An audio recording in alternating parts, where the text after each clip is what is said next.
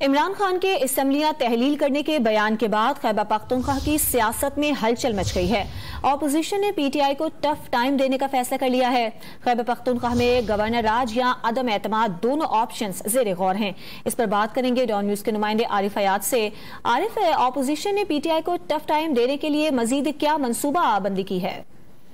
جی بالکل، اپوزیشن نے رابطے شروع کیے ہوئے ہیں، جو پی ٹی آئی کے ناراض ارکان ہیں ان سے بھی رابطے شروع کیے ہوئے ہیں، اور اسمبلی کو تحلیل سے بچانے کے لیے مختلف آپشنز ہیں تو وہ زیر غور ہیں، جس میں گورنر راج اور وزیر اعلیٰ کے خلاف عدم اعتماد تحریک جمع کرنے اور ساتھ میں عدالت میں دی جانے کا جو فیصلہ ہے تو وہ اپوزیشن نے کیا ہوا ہے۔ لیکن یہ تین آپشنز ہیں، تو اب اپوزیشن پارٹیاں اپنے جو پارٹی قائدین ہیں ان کو یہ تینوں آپشنز پیش کریں گے۔ اس کے بعد پھر اپوزیشن خیبر پختونخوا میں اپنا لائحہ عمل جو ہے وہ واضح کرے گی۔